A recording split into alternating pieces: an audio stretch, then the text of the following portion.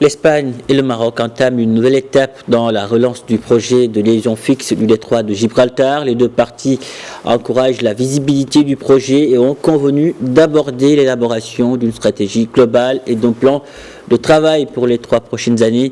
Une vision commune affichée lors de la 43e réunion de la commission mixte hispano-marocaine dédiée à la relance de ce projet. Et pour mieux comprendre les enjeux de cette future liaison fixe du détroit de Gibraltar entre le Maroc et l'Espagne, le spécialiste Zakaria Aboudahab est avec nous. Il est en direct de Rabat. Zakaria Aboudahab, bonjour et merci d'avoir accepté notre invitation.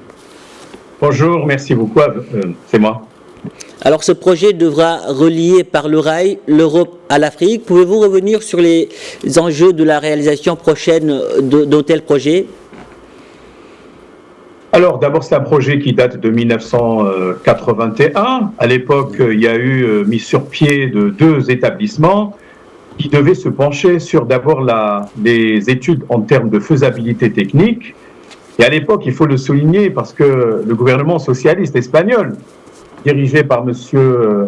González, avait préparé même l'Espagne à une transition démocratique et en même temps préparé son adhésion à l'époque à la CEE, la Communauté économique européenne, en 1986. Bon, plus tard, il y a eu quelques tentatives par-ci, par-là, mais le premier problème qui se posait, c'est celui du financement, parce que c'est un projet qui est quand même faramineux, mais en même temps avec des retombées géostratégiques globales et majeures. Il fallait attendre 2009 pour que l'idée, 2007-2009 en réalité, pour que le projet soit relancé, mais malheureusement par la suite, il a été plus ou moins oublié ou écarté. Maintenant, avec la normalisation, également le réchauffement des relations entre les 2 pays, ce projet aujourd'hui est remis sur la table. Je crois qu'on pourrait peut-être parler tout à l'heure de certains de ces aspects, mais vous avez posé la question sur les enjeux. Ce sont des enjeux majeurs, non seulement pour le Maroc et l'Espagne, mais également pour l'Afrique et l'Europe, sur plusieurs aspects, sur le plan des flux de marchandises, de personnes, sur la régulation du trafic de façon générale. Et je crois que cela va renforcer l'interdépendance entre les 2 pays, les 2 continents, et ça va également faire combinaison avec d'autres projets qui sont dans le pipe, comme le projet du gazoduc entre le Maroc et le Nigeria. Donc, c'est un projet à coefficient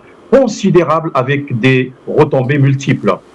Zakaria Aboudahab, c'est grâce aux bonnes relations entre Rabat et Madrid que ce projet a vu le jour, vous l'avez dit, il y a 40 ans. Où en sommes-nous précisément concernant sa relance qui a été évoquée avant-hier en commission mixte ? Alors déjà, il faut remonter à février avec la réunion de haut niveau entre les 2 pays. Et en même temps, il y a eu ce qu'on appelle le forum d'affaires maroco-espagnol. Et parallèlement donc à cette réunion de haut niveau, il y a eu des réunions de part et d'autre sur le plan sectoriel, notamment, qui a concerné 2 départements ministériels, l'équipement et la logistique, et de l'autre côté, sur le plan espagnol, l'équipement et la logistique, bien entendu. Avant-hier, M.